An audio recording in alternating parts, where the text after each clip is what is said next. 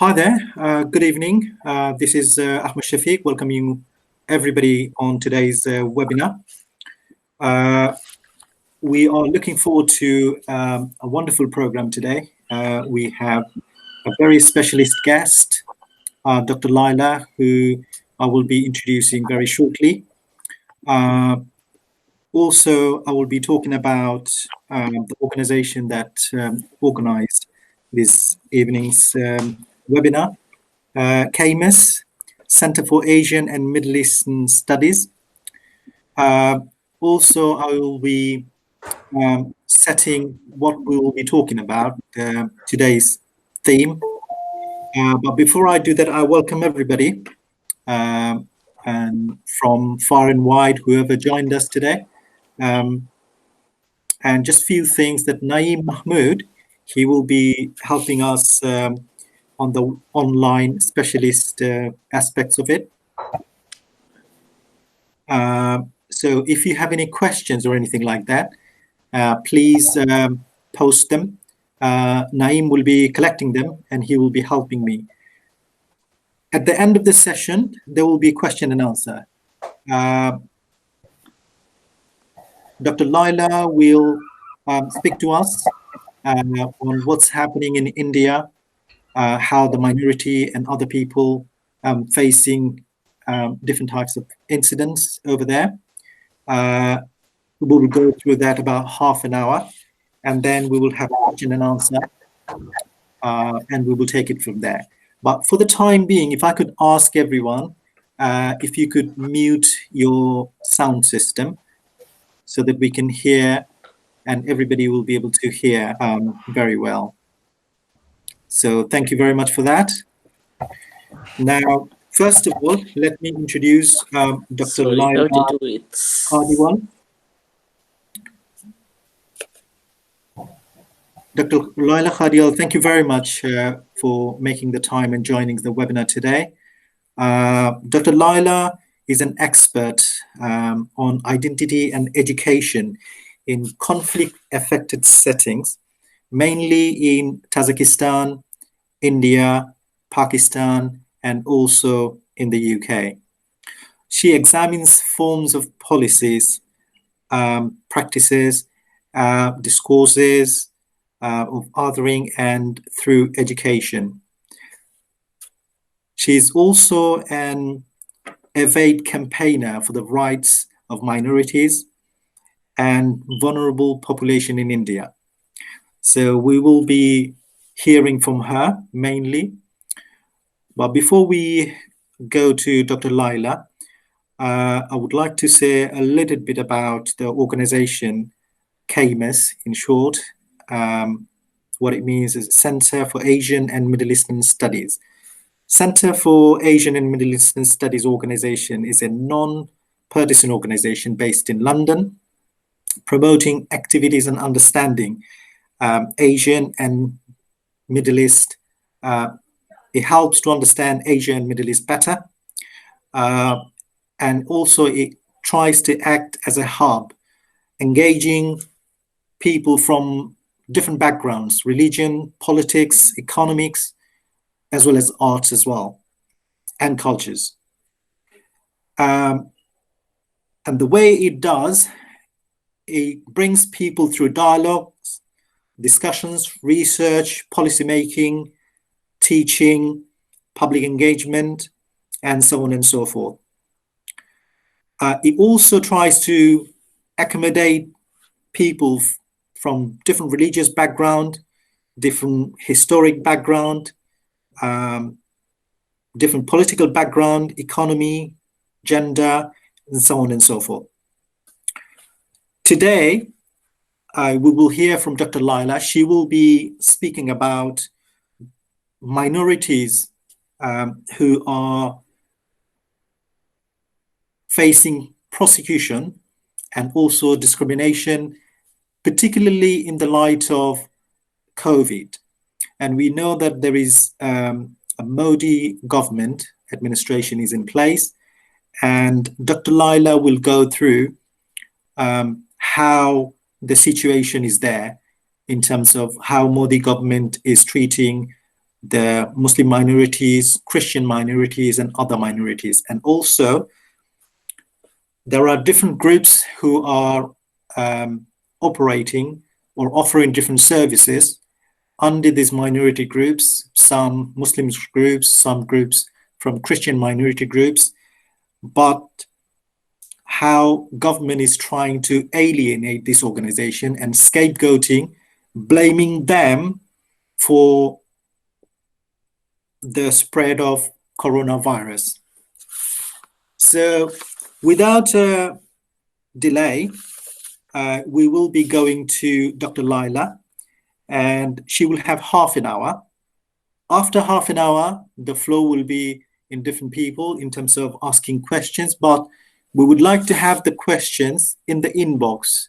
So if you have any questions now or after you hear Dr. Laila speak, if you have any other questions, please post your questions in the inbox. Naeem Mahmood, who is our technical support, he will be receiving the question and passing on to me, and then I will present the questions to Dr. Laila. So, Dr. Laila, without further ado, the floor is yours. Thank you very much.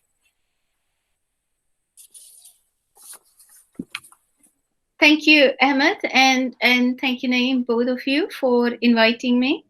And it is actually an honor to know that you have an organization that brings in this interdisciplinary perspective to understanding social issues, so which is great, and I'll try to do the same. Right now, if you ask me, I feel sad, but I also feel happy, and ironically for the same reason. I feel sad that we even have to discuss this topic. We even have to talk about the scapegoating of minorities during crisis. So it makes me sad that this is a topic for discussion. But on the other hand, I'm really pleased. I'm pleased that we have so many groups of people who are worried about the issue and coming together to discuss, to find ways to resist politics of hatred, politics of division, politics of scapegoating. So in that sense, I'm really pleased that we are together, we are in solidarity with each other. So thank you for opening up this conversation. I would like to divide this talk into 3 segments. The first, I would like to set out the context. I'm aware that many of you who are present today have quite deep knowledge and understanding of the situation in India. So I will not be going into that depth. But I am also aware that some of you are beginning to know more about India and come from different contexts and backgrounds. So I'm mindful of that. So I would like to set out a very brief context against which to understand the scapegoating of minorities. And I'm going to particularly look at the issue of the scapegoating of the Tablighi Jamaat in India. They have been blamed as causing coronavirus. They've been portrayed as human bombs. There have been hashtags Corona Jihad. There have been even the TV channels talking about Corona, Maulana Aya, Corona Laya, means Maulana came and they brought coronavirus. So there is really vicious, really sadistic propaganda there. So I would like to particularly zoom into that issue. But in order to understand that, I think it's fair for me just to assume that we have a diverse audience. Some of us are only beginning to get to know more about India. So I'm going to pitch a little bit at that level. So my apologies to the audience which is already well engaged. So just to give a very brief background, that just think of this in a way that it's like a film, like a grand drama, and in this drama there are 2 key actors. I'm making it simplistic, but I'm just, so one set of actors are the BJP, Bharatiya Janata Party, which has roots into this ideological project, which is broadly known as the Hindutva project. So it has a very simple narrative. If it was a Bollywood production, it has the same narrative and produces all the different episodes using that narrative. The simple narrative is Hindu khatare mein hai, which means Hindus are in danger. And then the Hindu identity is conflated with the whole of nation. Pura desh khatre mein means the whole of country is in danger. So there is a binary here of Hindu and Muslim. And who are the enemies? So the villain are the Muslims. So they have this basic plot, storyline of us and them, Hindus who are victims and Muslims are the threatening aggressors. So if you see, they would use the same to describe history, that we had a great exceptional civilization and past, and it was all invaded by the Muslim invaders and we lost our glory. Then you see the partition story. Again, this Hindutva project has the same, that it occurred because of these Muslims and we are the victims. You see multi-generational different types of issues, even more latest since the Modi government, who actually gains from promoting this narrative. So you will see consequences of demonetization blamed on Muslims. So there is a constant scapegoating. So when coronavirus strikes India, it was not unusual to see even coronavirus blamed on Muslims. So I just wanted us to kind of know that there is a deep, long history there. This is not happening in vacuum. And this Hindutva supremacist project is very clear in this binary, but also it extends also to Christians. The hostility extends also to the Dalits, the Adivasis, even poor people are scapegoated. People who, anyone who would voice against their agenda and their politics of hate is also blamed, scapegoated, under arrest. So we should see this scapegoating of tabligis is not just scapegoating of tabligis, but there is an active silencing of anyone who will be seen as threat to promoting their agenda.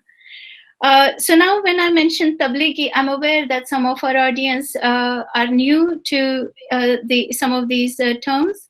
So the Tablighis are an international organization. They were founded in 1920s in the town called Deoband, which is near Delhi. And Deoband has a very famous anti-colonial history. If you see, many of their founders had led anti-colonial struggle of 1857, and then they went on to found this. Since the independent, it is an apolitical organization. Even with Pakistan, Deoband, this group hadn't supported the partition, so we should also bear in mind that. On the other hand, some of the promoters of the Hindutva project were very much in favor of allying themselves with the British colonization. So, and in fact, they when the two nation theory was being debated, so they were also very much about that. Okay, yeah, Hindu should be separate and Muslim should be separate. So there is that kind of history there. Islam is extremely diverse, right? There are so many different communities of interpretation. One of them is the Sunni Deobandi, and they largely, since the independence, are apolitical. They largely work with the groups that are socio-political and economically vulnerable. In fact, a majority of their followers in India come from the vulnerable groups. And who are these vulnerable groups? So the Hindutva project has a very strong historical sense of the caste hierarchy. And there are people who are rendered as the lower caste or outcast, Shudras, Ati Shudras, in numerous mechanisms, they've been rendered to serve the dominant caste. So many of these oppressed caste groups, they chose to embrace Islam or Christianity or other, or Buddhism or other ways. So when we see the Tablighi followers, many of them come from those erstwhile oppressed caste backgrounds. So that is also something to bear in mind as a wider context. Now, they organized annual gathering, which they so it's an annual gathering. It's not a secret. It's an open thing, and it requires permission for months and months on end. So they organized this gathering between 8th to 10th March in Delhi, and lockdown wasn't yet announced until the 24th of March, so it was before lockdown.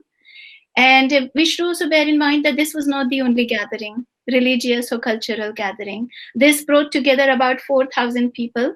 The number seems to vary between 4,000 to 8,000, depending on which source you read. But what's important to note is that India, around the same time, there were religious or cultural gatherings taking place across India in thousands of locations. Many of the locations had brought together anywhere between 5,000 people to even 100,000 people. For instance, if you look at Tirupati temple, even on 18th March, there were about 40,000 people, devotees gathering on a single day. So the point is, out of all these gatherings taking place around India before the lockdown phase, the Modi government and the affiliated right-wing organizations signal out one of them, right?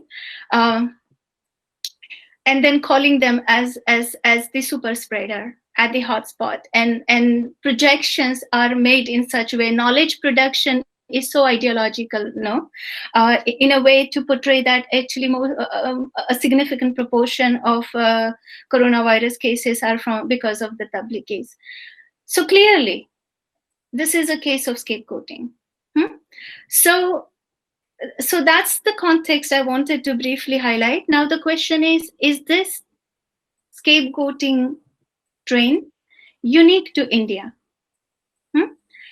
And the answer is, this trend of scapegoating minorities is not unique to India. And if you notice, even globally, as this pandemic has struck many parts of the world, so let's go to the neighboring Pakistan. They blamed it as Shia virus, Ahmadi virus, as Hazara Shia virus.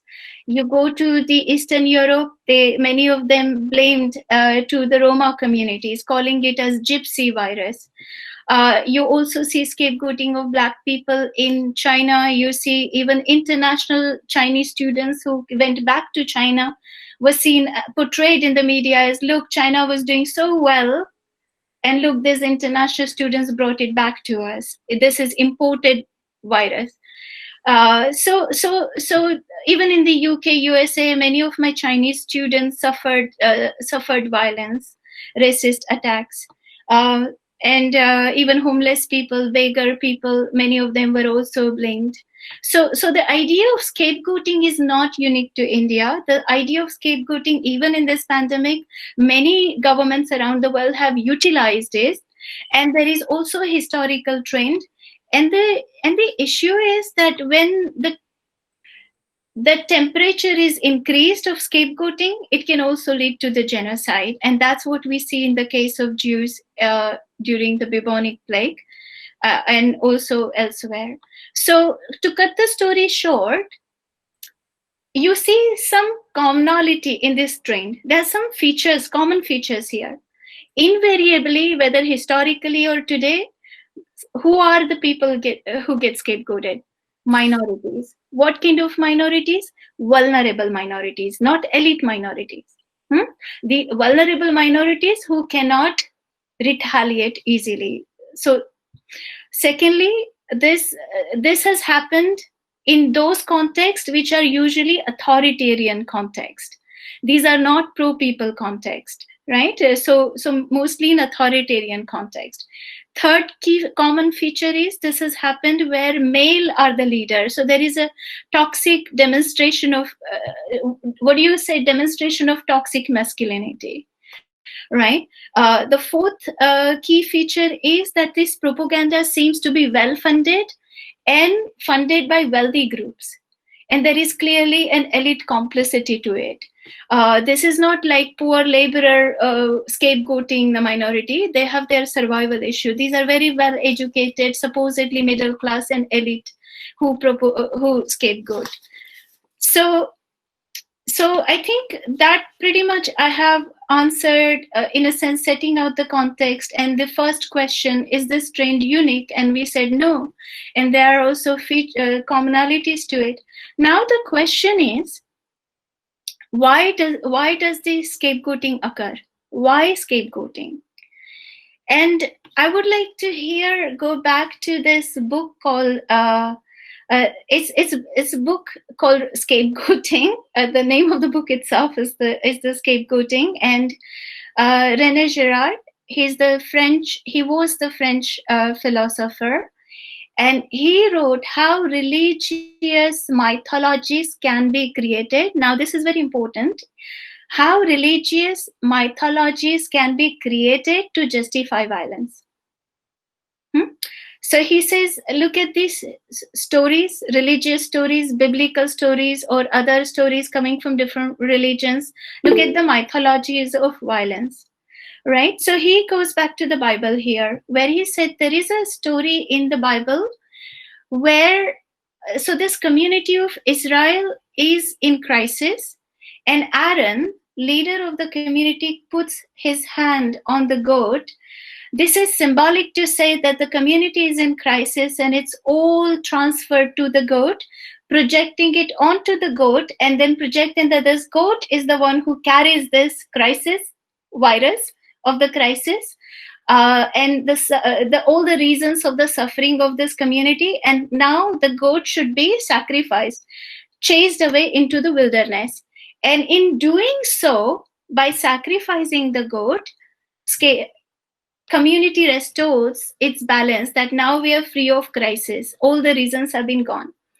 Now, René Girard questions, is the goat responsible for the crisis of the community? No, the goat is not responsible. So why is the goat sacrificed? Because it is a scapegoat, right? This is a way to transfer all the sense of crisis and roots of it and chase away. And this is how René Girard argues elites retain their power.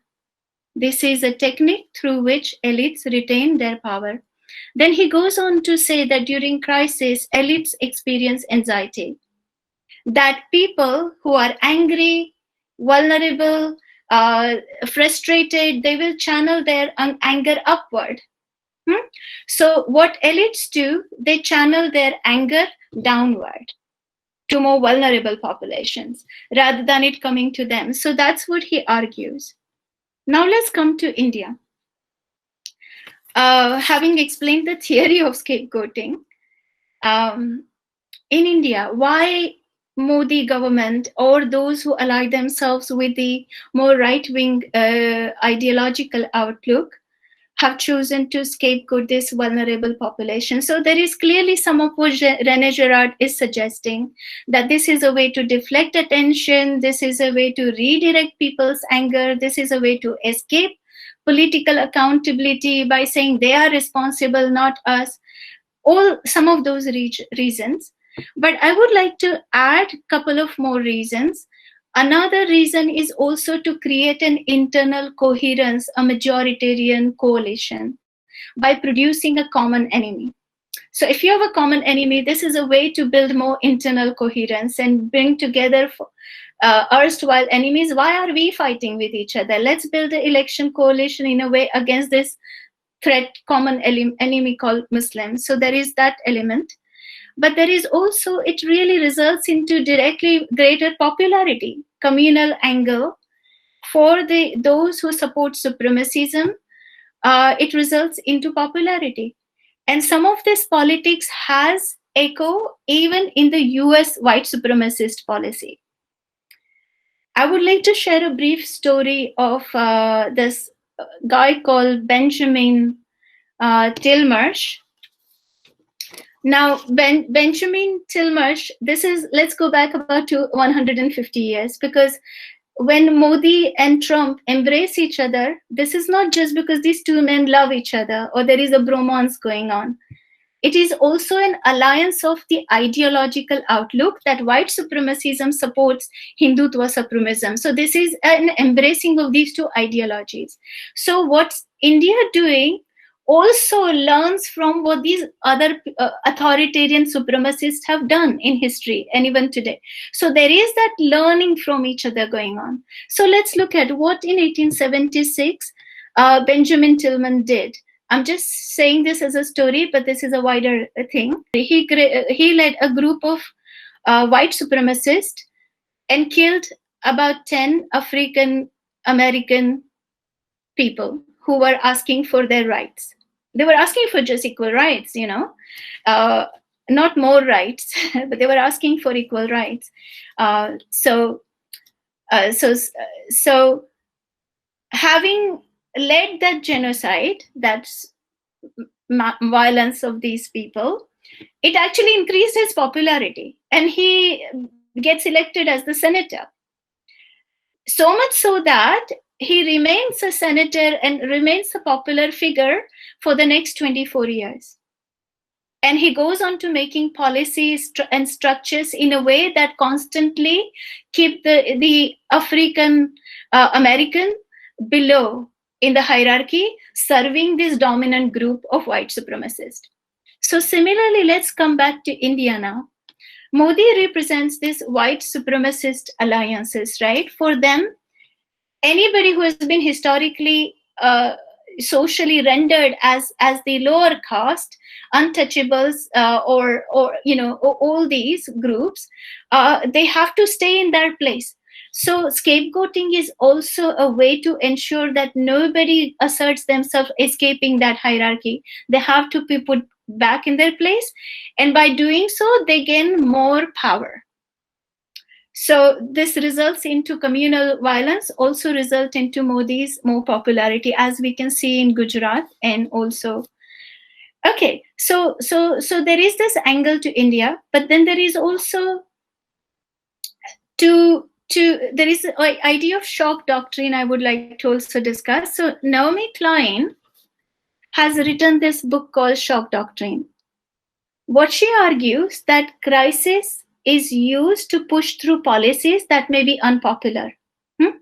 And sometimes crisis is engineered as well in many parts of the world.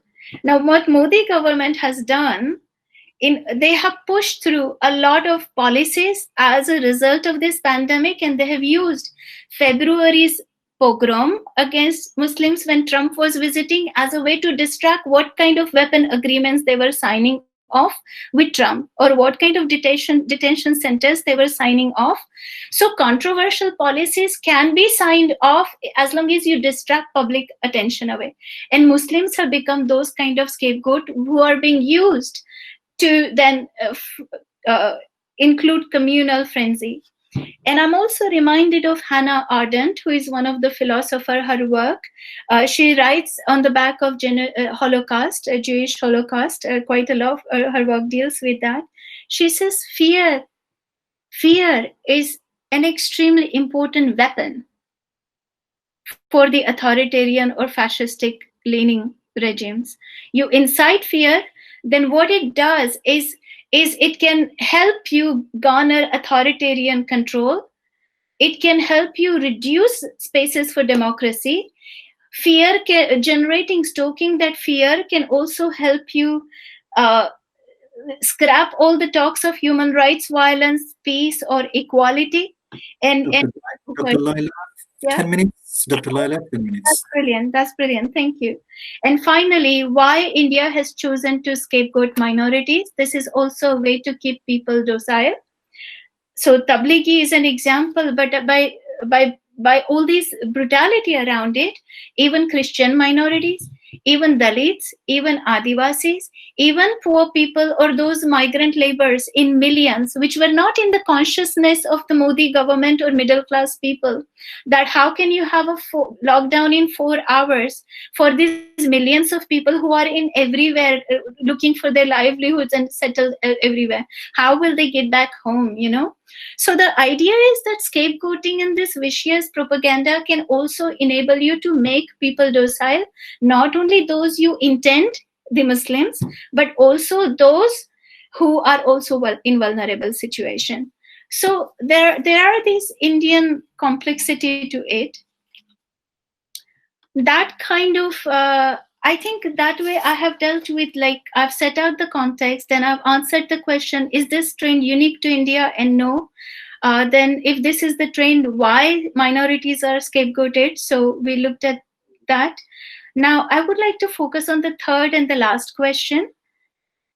What are the consequences of scapegoating of minorities? And and we know the short-term consequences, that it benefits particular party but minority loses. But I would like to reflect a little bit on much longer-term consequences in which everyone loses. There is no winner here, and why there is no winner here, that's what I would like to focus on. So let's look at what are the consequences. So in the short term and in binary term, which I don't like to do, but of course there is clear winner of the BJP and any right-wing party. Loss, you clearly see those scapegoated minority has suffered direct violence. There is also structural violence, loss of economic livelihoods. There is also cultural violence. There is stigmatization, dehumanization. There is also internalization of the blame. There is also internalization of that inferiority that maybe is our fault in some situation. There is also trauma, right, that is incurred by those who are scapegoated. But then this trauma and these effects also pass down for generation, for children and grandchildren. So there are some long-term traumatic mental health consequences also here, other than structural violence. But I would also particularly highlight the women and children, because when scapegoating occurs and more powerful elite demonize the less powerful, even the less powerful can then further scapegoat even less powerful than them, because they can't fight the structure. So that displacement can occur at home with women, with children who are more vulnerable. So at the end of the day, this passing down the blame can result into actually the most vulnerable suffering the most. So that's what also worries me, that those aspects get silenced when we talk about scapegoating, and we need to talk about more. Okay, having said that, long-term consequences, there are no winners. Everyone loses. And I would like to say 6 ways in which entire nation of India is losing as we speak.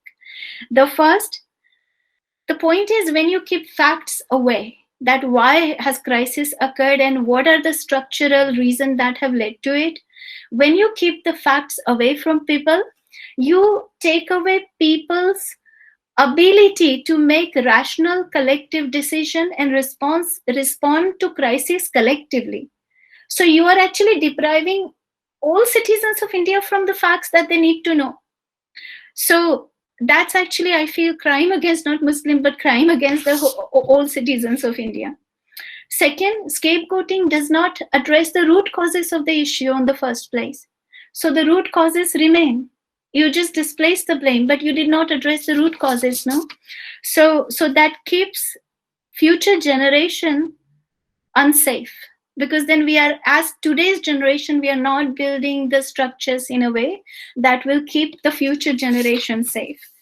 The third thing, giving communal angle to every single issue is not going to solve any problem at all.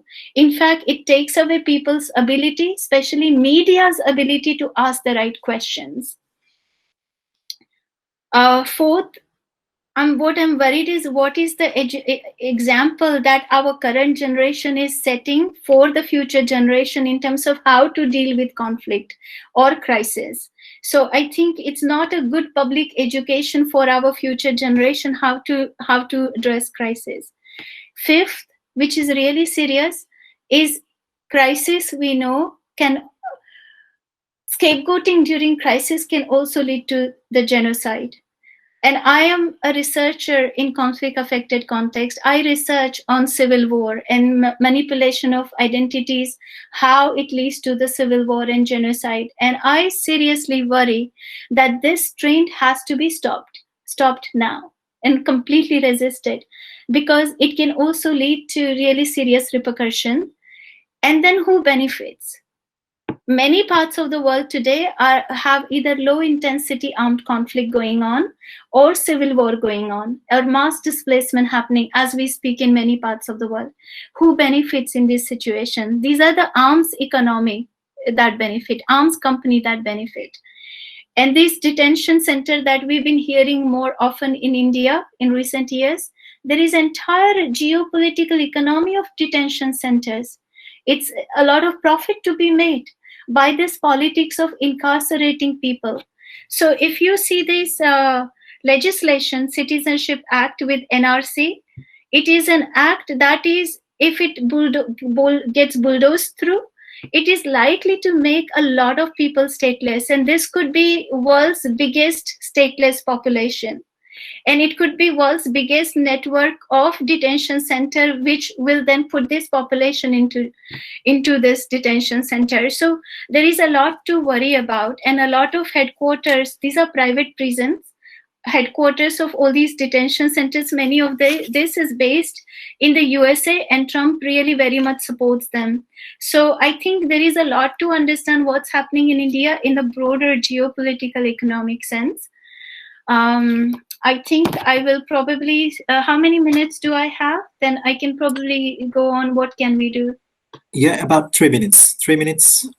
3 minutes. That's good. That's good. Now, so I think what we also can realize is that there is a global fascistic dimension to the issue. So the power of Modi, Netanyahu, Bolsonaro, Erdogan, Trump, Putin, this isn't based on doing good for humanity.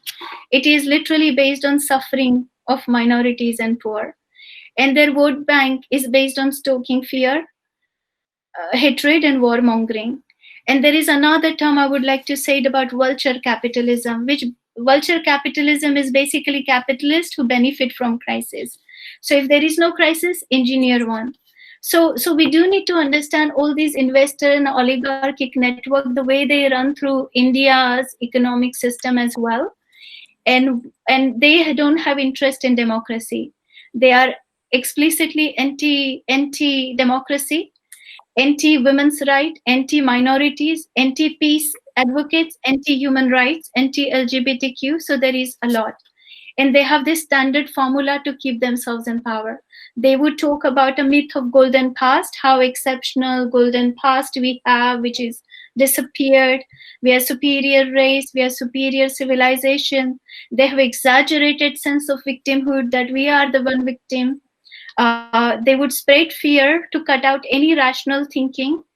Emotions are made more important than facts. Vilification of the minority. So you will see this in all supremacist ideologies. And mind you, these supremacist ideologies are not limited to just Hindutva project or white supremacist project. You will also see in the supremacist projects that draw upon Islam, supremacist project that draw upon in Saudi Arabia, or supremacist project that draw upon Buddhism in Myanmar or in Sri Lanka. So these conservative supremacist ideology, though may they appear belonging to using different religion, they have quite a lot in common. So I thought I should just mention that. But none of these, their claims to great civilization are valid, because none of the civilization that claim to be great are based on peace. They are all based on slavery and brutal extraction and violence. So essentially, they are not great. So having said that, final point, what can we do? That's why we are here, right? That's why we want to discuss what we can do. And I know many of my colleagues are doing some fantastic work. So I think what we can do is continue to educate, continue to let people know what's at stake, the intersectional and interdisciplinary workings of these, political, economic, psychological, short-term, long-term, global, local, all bit complex, but simplified, not in the way that I am able to do. But I'm with a safe audience here, so I'm fine here. So educating people, especially those kind of diaspora where we are based, many of those diaspora are funders of hate. very deeply complicit. But many of these complicit, I can see, are not very well aware of what's at stake. So we have an educational opportunity there. My second suggestion would be to think from the margin, enable people to think from the margin. And I think that is a decolonial project we could continue. That how do we enable people to not see from the perspective of the elite, whether it is history, whether it is economy, whether it is politics, but make them see from the point of view of the most affected. So bringing those point of view to the fore. Third is if we can bring out positive stories of peace and unity, and the very population that is dehumanized, if we can create those spaces using our privileges to human face of them and contribution of them, more we can tell those positive stories would be good.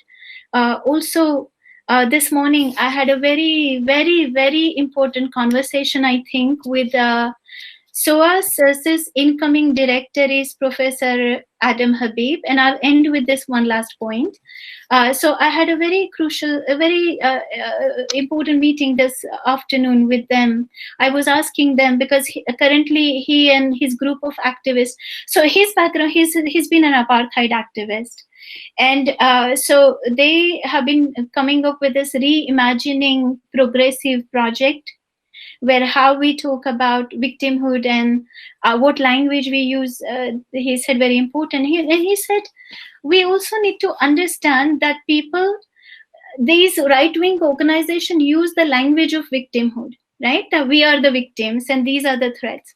And he says that sometimes even the left-wing organization that want to resist also use the language of victimhood. So we know that Christians are being persecuted, Dalit are being persecuted, Muslims are being persecuted, but constantly using the language of victimhood is not helpful, although persecution is happening. I'll end with this. So he said Mahmoud Mamdani has written a very important work on Rwandan genocide, when victim becomes killers. So we know Rwandan genocide, Hutus historically marginalized, but then there is, and there was a genocide.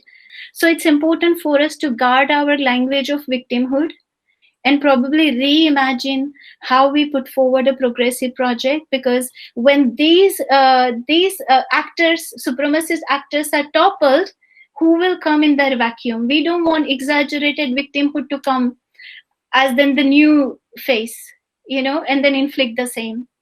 So I hope I'm making my point. So yeah, so we need to imagine a new language and a new, more progressive agenda that goes beyond victimhood. Thank you very much.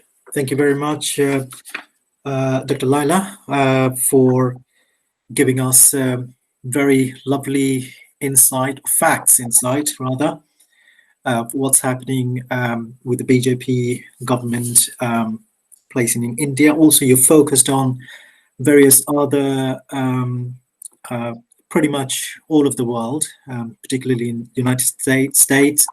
Also, how these government supremacist, they're trying to stay in power by implementing or bringing in draconian laws or policies, and in the process they're keeping less informed of their own population, and they're getting benefit from it. Now, we've already asked everybody to ask questions. I've got 2 questions from the floor. I will put them first, and then if there's any more questions, we will come back to that. So the first questions have come from Madhuri Shopru.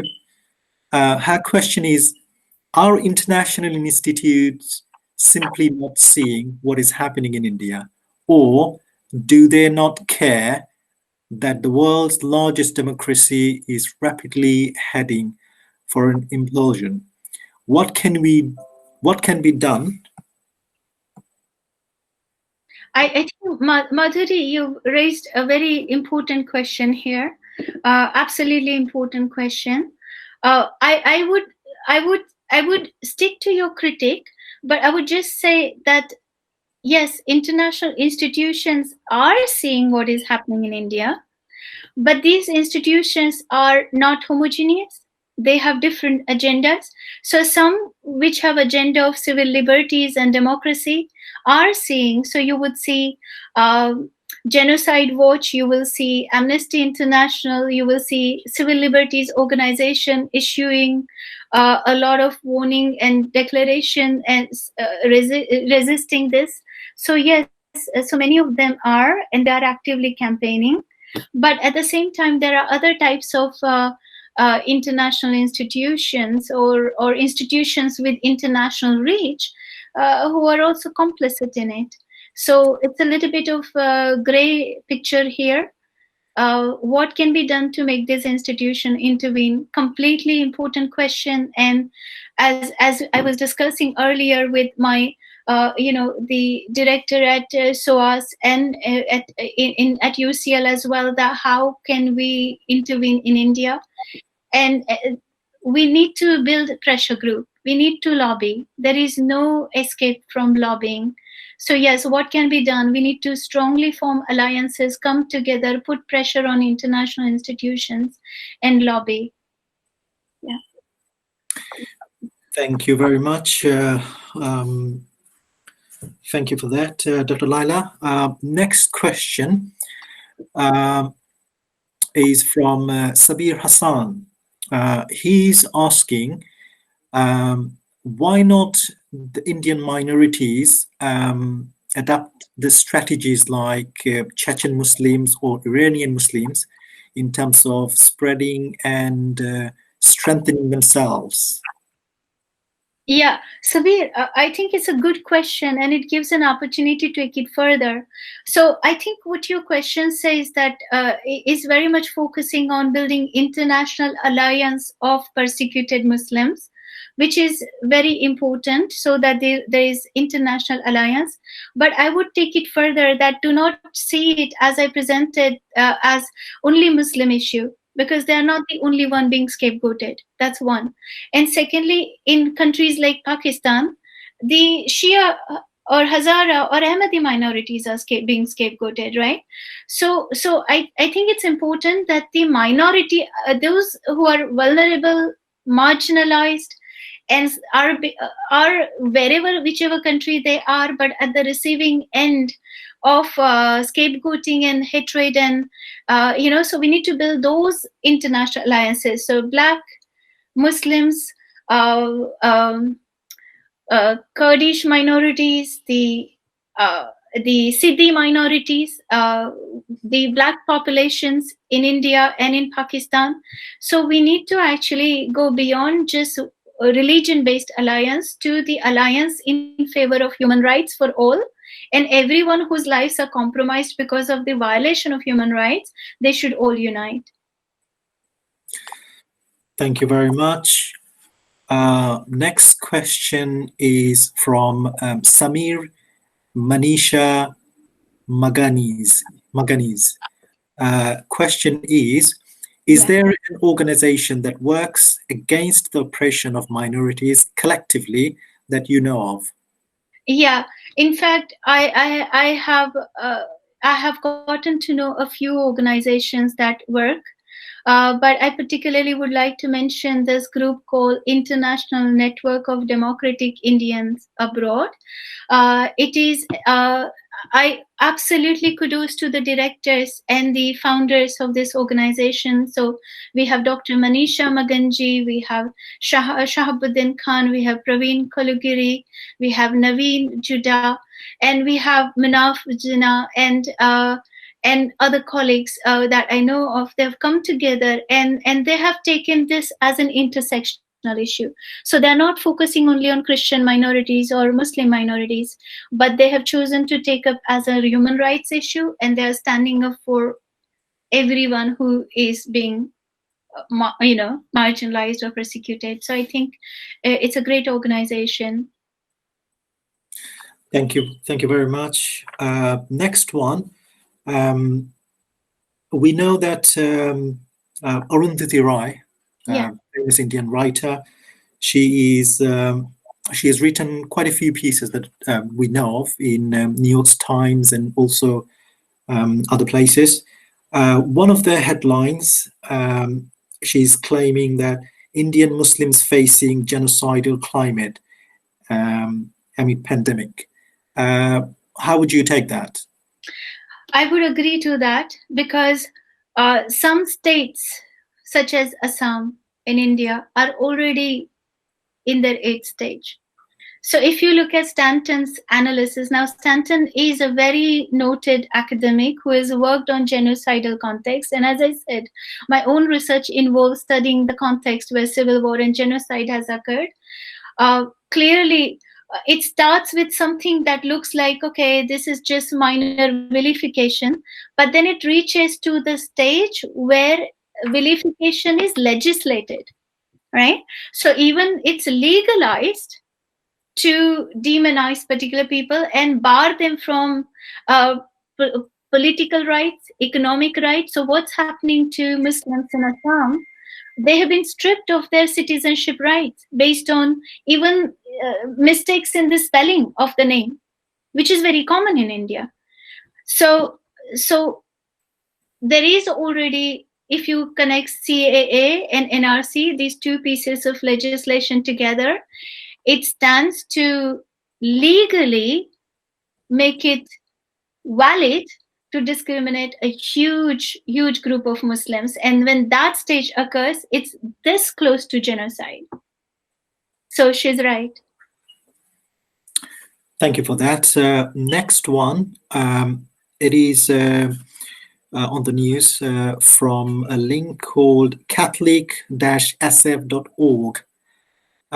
It's claiming that pandemic fails to end anti-Christian violence in India. We know that Muslims are not the only minority who are facing the violence or the discrimination of many kinds.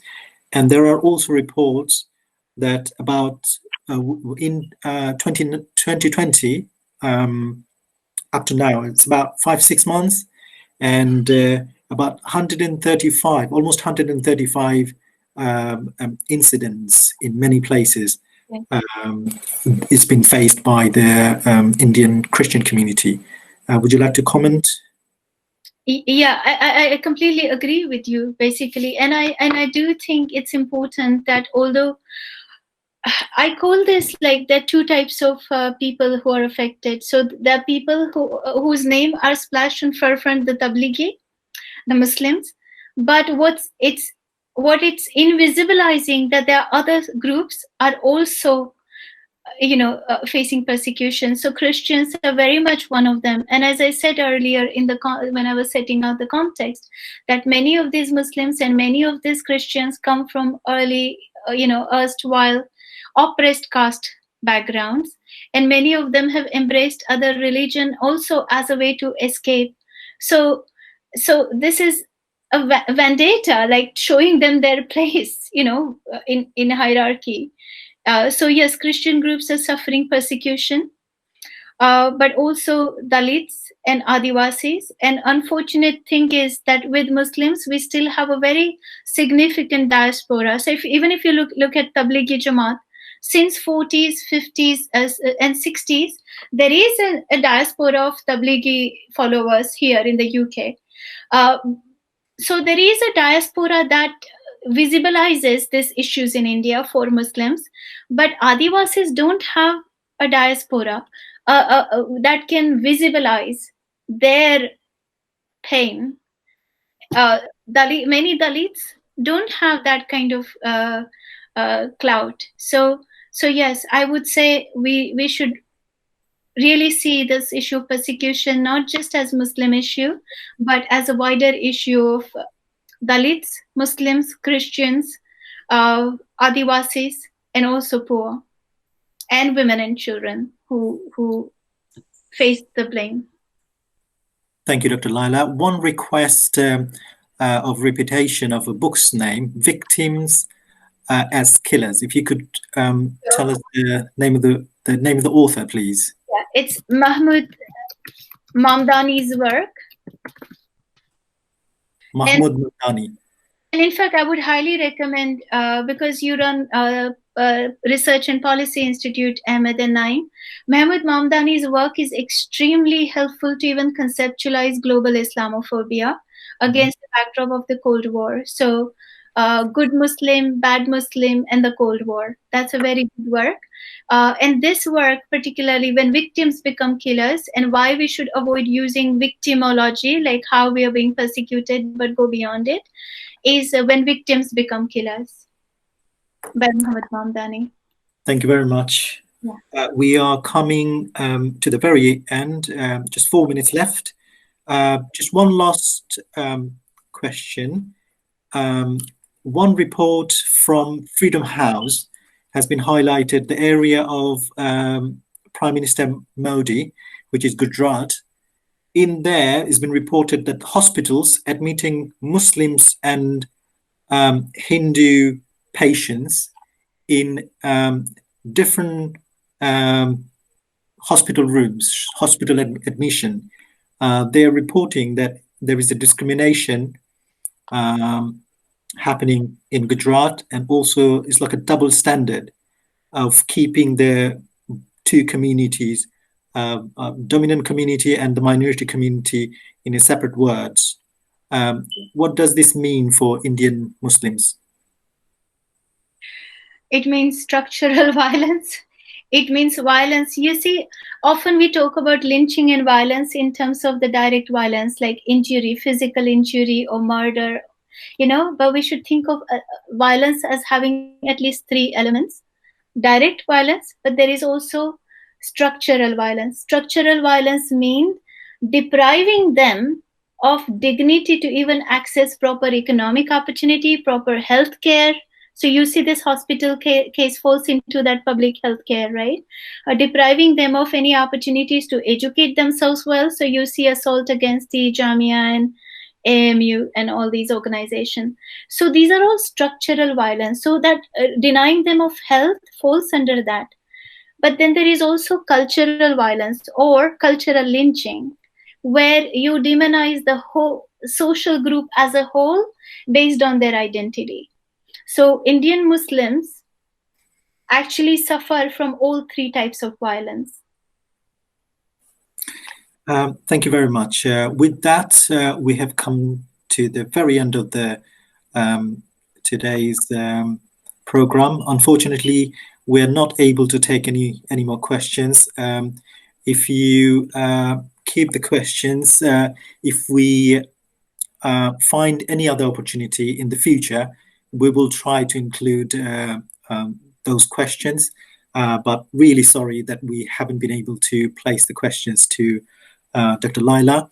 But at this point, I would like to extend our gratitude and thanks to Dr. Laila for taking the time out and sharing the information with us of her extensive research on this particular area of India, what they're doing, and also the global perspective. Also, I would like to thank everyone that have joined us this evening. I hope you are more informed about what's happening in India. And also with that, I would like to thank for the technical support, Naeem Mahmood. He has been at the background helping us organizing this webinar. So with that, I'm Ahmed Shafiq.